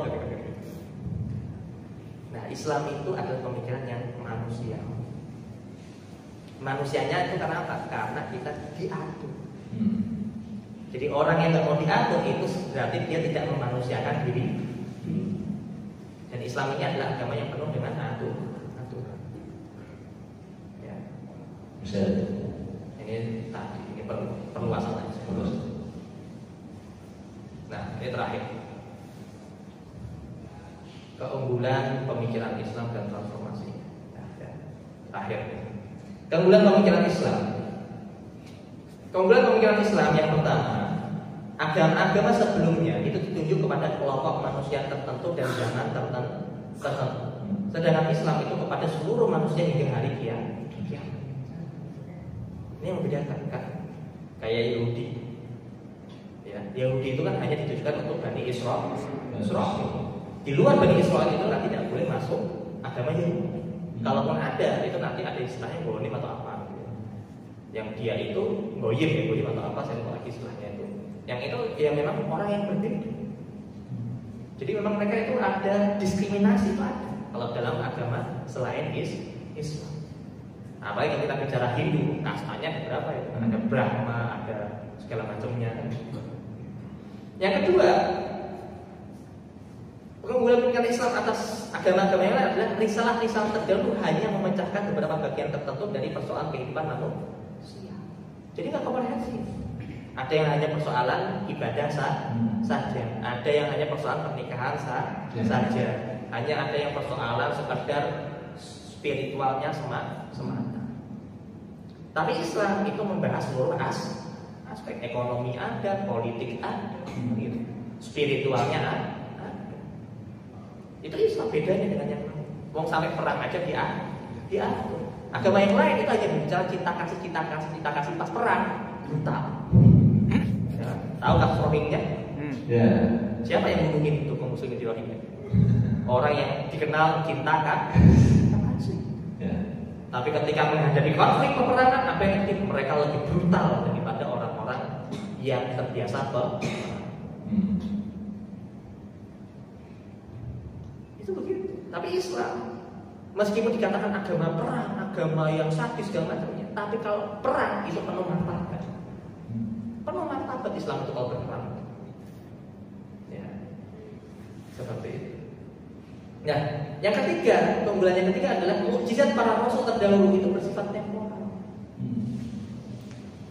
Nabi Musa telaten, tahu nggak tongkatnya Nabi Musa sekarang ada di mana? Ya. Kalau mereka sakti kan ya gitu, ambil tongkatnya Nabi Musa gitu, terus kita getok kemana gitu, ke laut terus terbelah gitu, nggak usah bikin tol laut, pakai tongkatnya Nabi Musa gitu. Nggak bisa. Tongkatnya Nabi Musa ya hanya berlaku pas zamannya Nabi Musa. Hari ini kalaupun kita dapat tongkat aslinya Nabi Musa, tetap kita mau getok. Berapa kali itu juga nggak akan belah itu lautan gitu. Nggak akan. Gitu. Tapi beda dengan mukjizatnya Nabi Muhammad SAW. Yang ini sifatnya kekal, Al-Quran. Kan? Kalau mohon maaf, kitab-kitab agama yang lain saja itu otentiknya masih dipertanyakan. Kalau Islam itu penjaganya dengan dua cara, hafalan dan tulisan.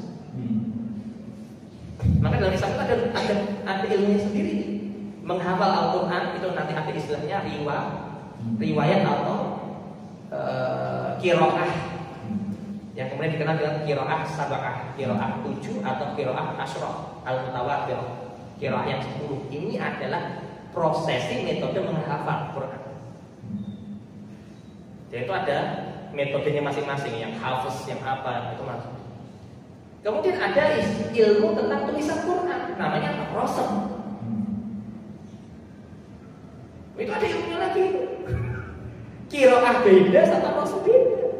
Ilmunya itu bisa. Tapi pasti satu kan jadi satu pusat. Luar biasa. Dan Quran itu dijaga dengan. Kalau agama yang lain paling hanya nyari apa? Manuskrip. Kalau kita manuskrip oke, hafalan oke, ya. Bahkan cara penulisan Al-Quran saja itu ada metodologi. Ini yang luar biasa untuk Al-Quran. Ya. Dan yang keempat, Keunggulan pemikiran Islam yang keempat adalah tidak ada satupun pemikiran manusia yang mampu membuat sistem yang menyeluruh. Orang-orang yang membuat sistem aturan hari ini rata-rata hanya bisa fokus pada satu jenis sistem. Misalnya Karl Marx fokus pada sistem ekonomi Marxisme, kan itu. Dengan das kapitalnya. Maka tapi dia nggak akan, Karl Marx itu nggak kepikir tentang bagaimana sistem militer. Tapi Islam sistem militernya ada, ekonomi ada, politiknya ada, ritualnya ada. Karl Marx nggak mau kan suatu ritual, nggak ada Karl Marx. Jadi kan nggak ada yang seperti Islam. Ajaran-ajaran orang yang berbicara tentang konsepsi kehidupan itu nggak ada yang sesempurna Islam, menyeluruh. Maka kita akan bisa lihat hasil transformasi masyarakat ketika dia menggunakan pemikiran Islam. Satu, pemikiran Islam itu telah mengubah manusia dari penyembahan sesama makhluk kepada Sang Allah. Dan ini yang sangat berbeda. Kadang kalau kita berbuat suatu amal, itu kadang bingung cari alasannya kenapa kita berbuat. Dan kadang-kadang dianggap nak lu gak ikhlas lu, ada pasti ada maksudnya kan, ada ini. Di dalam Islam akhirnya kita diajarkan apa? Udah alasan itu kembalikan kepada satu. Apa? Allah. Kita mau melakukan sholat karena Allah, kita mau sedekah karena Allah, kita mau menolong orang karena Allah, kita mau menikah karena Allah. Jadi simpel. Sehingga apa? Orang itu tidak akan ada suhu. Kang Zul nikah sama istri. Kalau orang yang nggak Islam pasti mikirnya apa? Pas nikahnya karena cantiknya, nikahnya karena ini, nikahnya karena alasan-alasan yang kemudian akhirnya kayak menjatuhkan seseorang ketika melakukan sesuatu perbuatan tersebut. Tapi Islam itu mengajarkan kepada kita, ketika kita melakukan suatu perbuatan, kembalikan semua itu kepada Zat yang Maha Esa. Yang kedua, pemikiran Islam telah mengubah pandangan kehidupan dari pandangan yang dangkal menjadi pandangan yang mendalam lagi jernih tentang kehidupan. Banyak Bapak Ibu sekalian, kalau berbicara kalau sudah masa-masa tua begini biasanya, karena ini banyak yang sepuh. Kalau ditanya masa tua ini ngapain? Kalau orang Islam itu enak, ya udah saya fokus ibadah. Tapi kalau orang-orang yang di luar sana itu kadang bingung beneran. Bahkan saya dapati ada kasus di Eropa itu ada opsi orang-orang tua yang sudah merasa kesepian boleh melakukan bunuh diri. Prosedural yang dilegalkan oleh negara. Jadi mereka mengajukan, saya pengen mati tanggal sekian. Itu diajukan ke negara mereka karena merasa ya udah hidup saya udah cukup. Saya udah bingung harus ngapain lagi. Gitu. Ngajukan suratnya, ngirim ke negara, nanti negara ngirim 2 orang, terus kemudian nanti dikasih pil. Yang itu racun, yang itu langsung membunuh orang tersebut. Coba. Orang-orang luar itu sampai bingung ngapain lagi kalau udah masa tua itu. Jadi tujuan hidup mereka itu benar-benar kosong sekali. Dangkal memahami kehidupan, dangkal sekali. Jadi bagi mereka kehidupan itu hanya sekedar kerja. Kalau udah pensiun kerja, ya udah lah, sudah saatnya sampai seperti itu. Kalau kita, masa kita diperbudak oleh uang? Enggak. Maka Islam itu mengajarkan kita bagaimana kehidupan yang hakiki. 3. Transformasi yang ketiga adalah pemikiran Islam itu mengubah ikatan yang ada pada manusia yang temporal yang lemah menjadi ikatan akidah yang kuat. Kalau kita berbicara ikatan atau pertemanan dengan seseorang, pertemanan itu laku, betul kan? Pertemanan kalau udah kena uang, jangankan teman, persaudaraan aja. Kalau udah masalah uang, udah kayak gak saudara lagi ya. Udah kayak beda, udah bukan saudara. Tapi Islam mengajarkan kita ikatan terkuat itu adalah ikatan akidah. Sehingga apa? Sehingga ketika kita berurusan dengan orang lain, yang kita kembalikan persoalan itu hanya kepada Allah saja. ada ungkapan menarik dari seorang ulama yang ini dikutip oleh Syekh Abdul Wahab Asy-Sya'rani dalam kitabnya Mizanul Kubra. Beliau menyatakan seorang ulama yang menyatakan bahwa aku semenjak 20 tahun yang lalu tidak pernah berbicara dengan manusia. Maksudnya gimana? Apakah benar-benar tidak berbicara manusia? Enggak. Dia berbicara dengan manusia. Tapi ketika dia berbicara dengan manusia, hatinya senantiasa ingat kepada Allah. Jadi makanya bahwa ketika dia berbicara, hakikatnya dia lagi tidak berbicara dengan manusia, hakikatnya lagi berbicara dengan Allah. Coba, kalau kita bayangkan kita ngobrol sama orang tapi ingatnya sama Allah, berani nggak kita mengucapkan kata-kata yang buruk? Berani nggak kita kemudian mengucapkan sesuatu yang tidak layak, yang Allah tidak ridho? Kalau mau mengingat Allah, berarti pasti perkataan yang keluar itu adalah qaul ahsanul qaul, perkataan yang terbaik. Itu ketika apa? Ketika Islam mampu merubah ikatan dia dengan orang. Yang awalnya ikatannya karena kepentingan dunia, kepentingan nasab, kepentingan apa? Islam merubah menjadi kepentingan hanya untuk Allah. Dan ini yang juga saya sampaikan dalam masalah rumah tangga sekalipun. Ukuran yang paling mudah itu ketika kita mengukurnya dengan aturan Islam. Bapak ibu lagi berantem ini misalnya, suami istri lagi berantem, cekcok, kemudian pengen damai. Kalau damai gak ada ukuran Islam, gak ada ukuran yang jelas, itu pasti gak akan pernah damai. Yang satu bilang, oh saya senangnya gini, yang satu, enggak saya senangnya gini, dia akan ketemu. Tapi kalau ukurannya jelas Islam itu, maka ketika ada yang salah, tinggal diukur aja. Yang salah siapa? Karena ada ukuran Islam. Sehingga mudah untuk mendamaikannya karena ada patokan yang jelas. Kalau patokannya tidak jelas, itu akan berlarut. Gitu. Yang keempat, pemikiran Islam telah mengubah tolak ukur aktivitas kehidupan menjadi halal dan haram semata. Ya.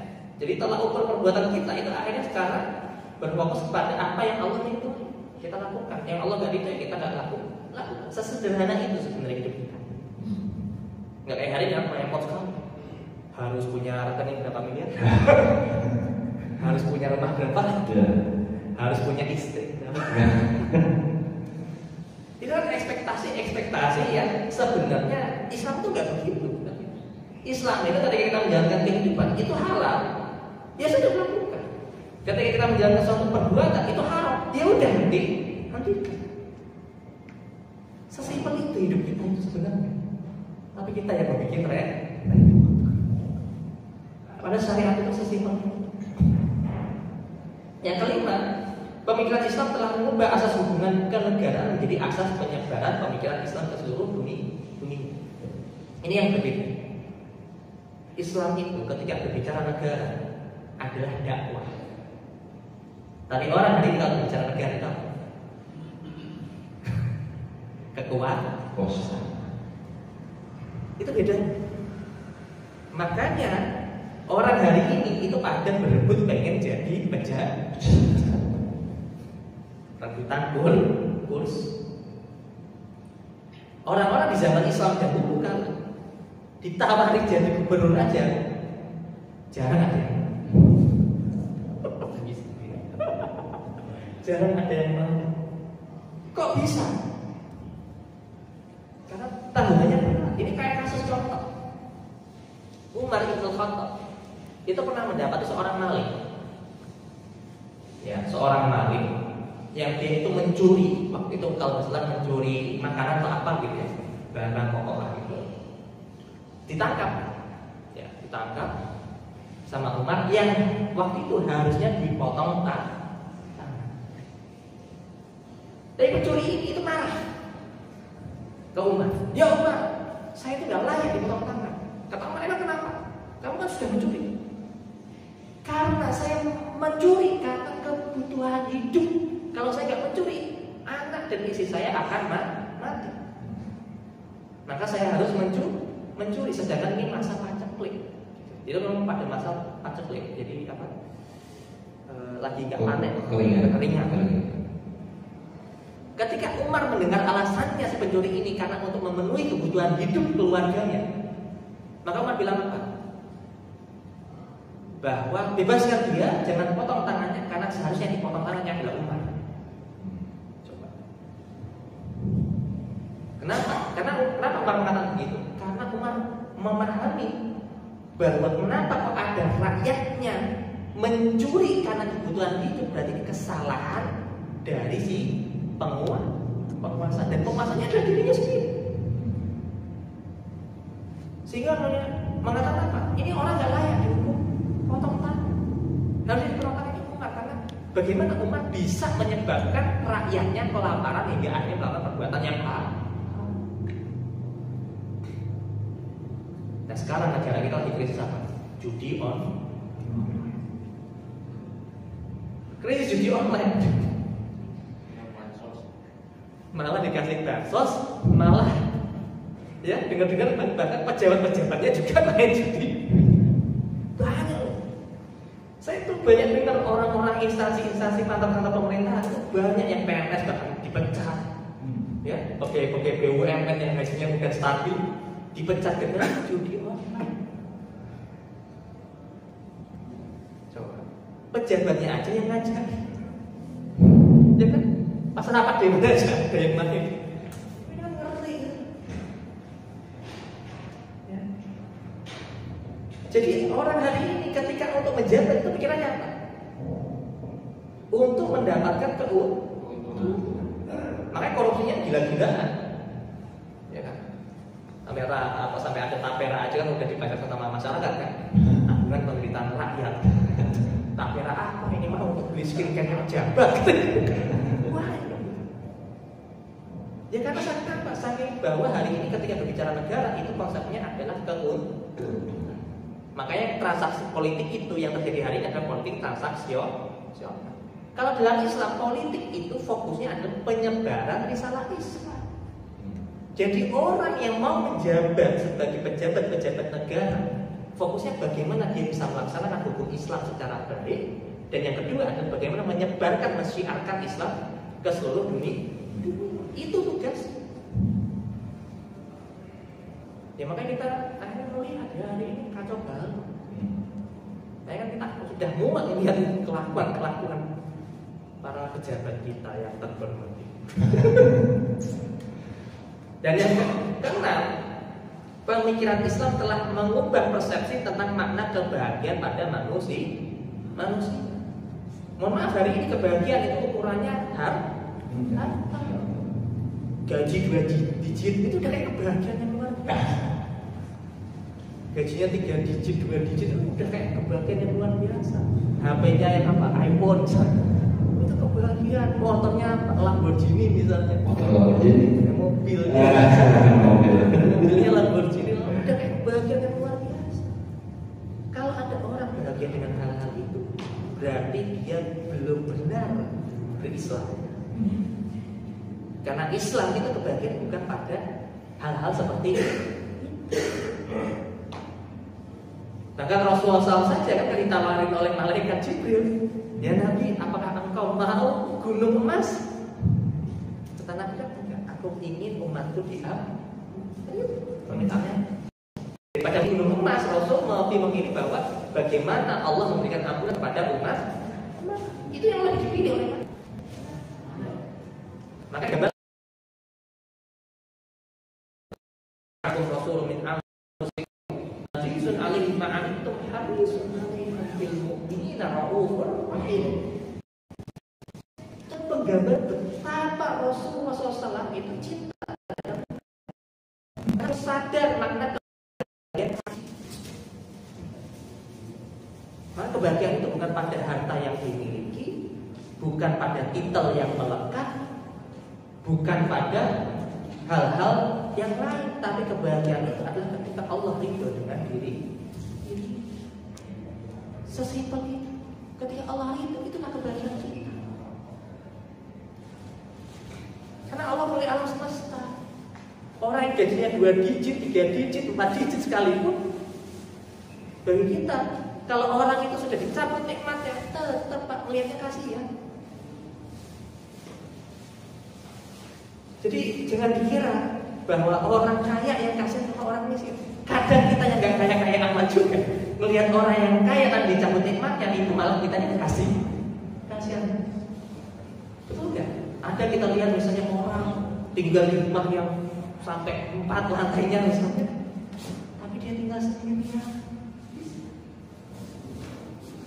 Ada orang yang kaya raya, tetapi hanya untuk makan saja, itu harus berobat ke sana kemari. Apa enak hidup kayak gitu? Ya kan? Nah, kenikmatan yang hakiki itu adalah kenikmatan ketika kita mendapatkan ridhonya Allah. Dalam kondisi apapun itu, mau kaya mau miskin, selama kemudian ridho itu kita dapatkan, itu adalah kebahagiaan yang paling hakiki. Nah, kebahagiaan kita kemudian ditanya kerjanya di mana? Kebahagiaan di sisi. Tidak juga ditanya gara-gara gajinya berapa. Tidak di sisi. Kebahagiaan yang hakiki adalah ketika kita mendapatkan ridhonya Allah. Wallahu a'lam. Ya, itu saja yang saya sampaikan. Saya kembalikan ke kamu. Jazakallahu khair Ustaz Sami yang telah menyampaikan kajian pada malam hari ini dengan tema menelaah perbedaan pemikiran Islam dengan pemikiran Barat.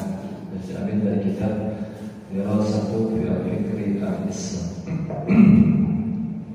Baik, halo, masih ada? Halo. Semakin menunduk. Ilmu padi semakin berisi semakin menunduk. Makin malam semakin menunduk. Serius. Baik, mungkin saya buka sesi pertanyaan. Bapak, silakan ada yang ingin bertanya. Silakan ajukan tanya oleh Pak Elan. Silakan. Assalamualaikum warahmatullahi wabarakatuh. Waalaikumsalam warahmatullahi wabarakatuh. Kalau dilihat dari pembahasan kita, itu kan ada akidah yang sama. Tapi saya kalau tangkap syariat itu kan boleh dikatakan tidak seutuhnya harus dilakukan.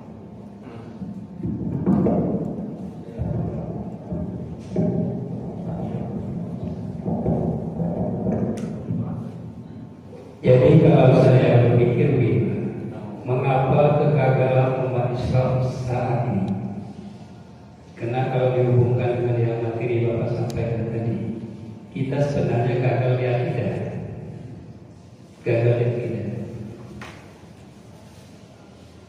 Setelah gagal di akidah, kita ini kan warisan orangnya mau serba cepat.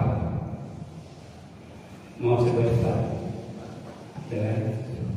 Jadi kalau saya melihatnya begini, umat Islam ini terlena dengan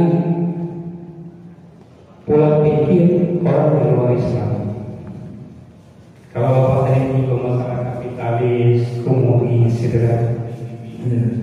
Jadi mereka itu tidak akan berhenti berinteraksi dengan cara mereka karena basis pemahaman kehidupan di masyarakat itu memang beda.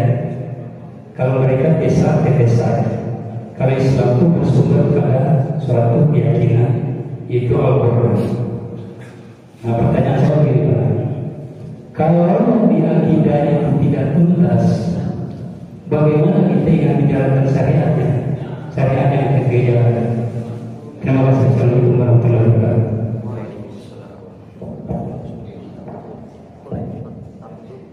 Ada lagi yang mau bertanya? Ditampung. Ada bertanya lagi, silakan.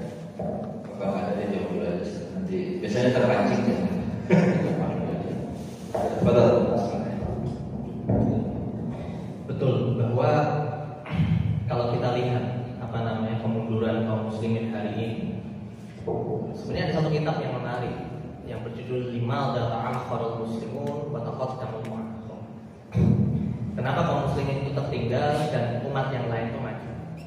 Ini ditulis oleh Syekh Syakib Arslan yang ditanya oleh seorang ulama Banjar. Jadi menanyakan kepada Syekh Syakib Arslan, kenapa sih kaum muslim itu kata Syekh Arsad Al-Banjari gitu atau siapa lagi. Itu kemudian punya kesimpulan menarik. Dia begini, kaum muslimin di zaman itu tahun 1900-an ya, 1911 kalau nggak salah itu beliau bertanya dengan melihat bahwa kaum muslimin itu tertinggal pada dua hal. Yang pertama pada sisi materi, ya, kekayaan, teknologi tertinggal sekali pada zaman itu. Yang kedua spiritual. Ini menarik. Jadi ibaratnya dunia enggak ada. Itu yang kemudian dilihat oleh ulama Banjar pada waktu itu, yang kemudian beliau menanyakan kepada Syekh Syakib Arslan yang waktu itu ada di Mekah, kalau saya nggak salah. Nah, akhirnya kita memang melihat bahwa persoalan yang paling kuat itu memang satu, pola pikir. Bahwa kaum muslimin hari ini itu sudah dirubah cara berpikir, terutama pada konsepsi yang keenam, persepsi tentang makna kebahagiaan. Hari ini kebahagiaan itu sudah sangat-sangat materialistik sekali. Kalau belum haji, kalau udah sepuh itu kayak ada.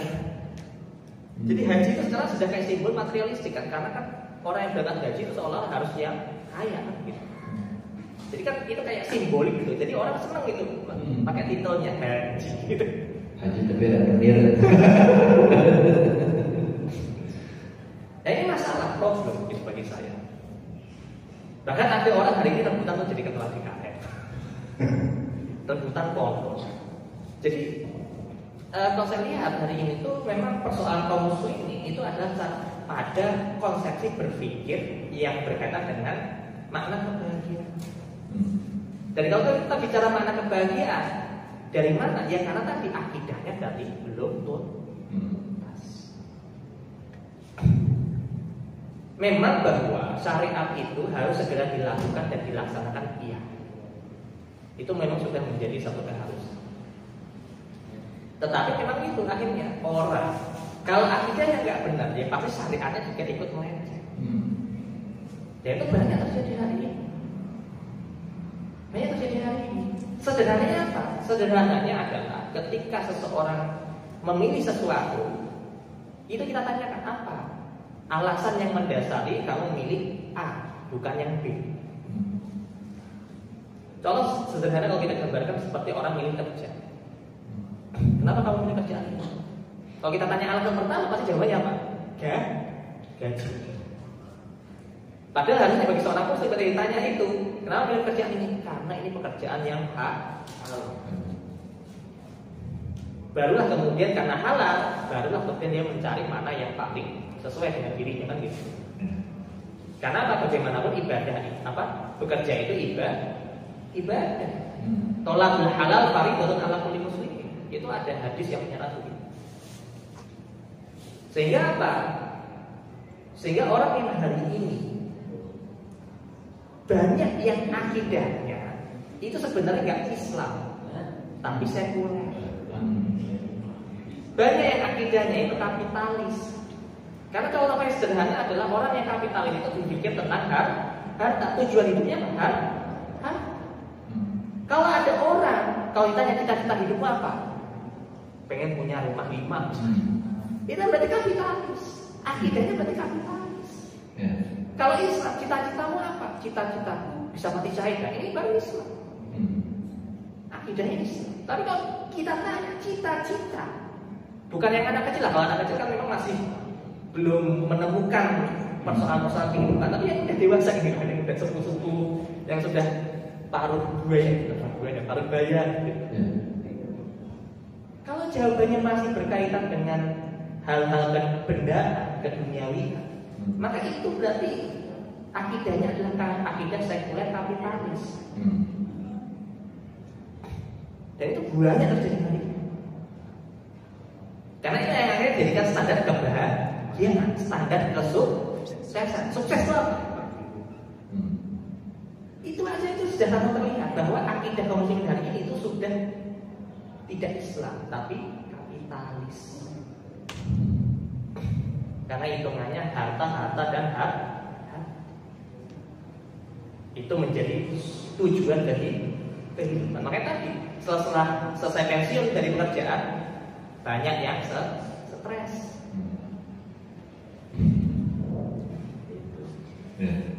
Makanya repotnya, makanya kenapa Islam mengajarkan kita untuk membangun akidah yang benar sehingga kita punya persepsi yang tepat berkaitan kebahagiaan. Karena kalau akidah kita nggak benar, kita kebahagiaan itu nggak akan pernah bisa clear. Kita bahagia itu apa? Apakah kita bisa sholat itu bahagia? Maksudnya begitu kebahagiaan seorang muslim. Bisa sholat bahagia, bisa menjalankan syariat Islam itu kebahagiaan. Dan ini kata Imam Ibn Athaillah dalam kitab Al-Hikam, itu dikatakan bahwa ciri-ciri alamat atau ciri-ciri seseorang itu diterima ibadahnya adalah senang dengan ibadah tersebut. Kalau akidahnya bermasalah itu nggak akan bisa. Begitu. Ya, jadi orang yang akidahnya tidak benar pasti syariatnya juga akan terbengkalai, akan dipilih, akan diambil apa yang dia suka, yang nggak suka ya nggak mau saya. Kenapa? Karena tabiat orang kafir aja begitu. Ini ada data, saya pernah dapat data. Pasar syariah di Indonesia itu yang banyak bermain itu orang-orang Cina. Ini saya dapat datanya langsung dari pencetus bank syariah di Indonesia, Ustadz Adi Wanakar. Jadi orang-orang kafir itu melihat pasar syariah itu senang. Kenapa? Karena cuannya besar, untungnya menjanjikan. Dan kalau kita tujuannya sama kayak mereka, apa bedanya? Meskipun pakai label syariah. Tujuan kita kan bukan pada laba itunya, tapi pada keterikatan pada syariat tersebut. Karena itu kebahagiaan kita. Harusnya begitu. Terikat dengan syariat itu kebahagiaan. Tapi orang hari ini terikat dengan syariat itu beban. Itu beban, itu sesuatu yang berat. Sehingga apa? Lebih milih yang nggak terikat syariat. Banyak. Ya, wallah. Ya, jadi pemikiran tetap ya dari pemikiran. Baik, mungkin itu Pak Alan. Nanti kalau berpuas bisa ngobrol intens secara pribadi. Ada lagi mungkin Bapak yang mau bertanya? Wah, sebenarnya sudah terlalu malam ya. Baik, alhamdulillah jazakallahu khair ya, jazakumullah khair kepada Bapak yang setia masih mantang ya di PLK TV ya, masih semangat ya, masih walaupun terus duduknya di benda-benda terus duduknya di benda-benda ya. Sedikit pengumuman, insyaallah pada hari Sabtu depan PLK akan hadir kembali dengan pemateri Ustadz Erick Taufik Abdul Karim ya, dengan tema memahami idrakul aqliyun. Memahami idrakul aqliyun.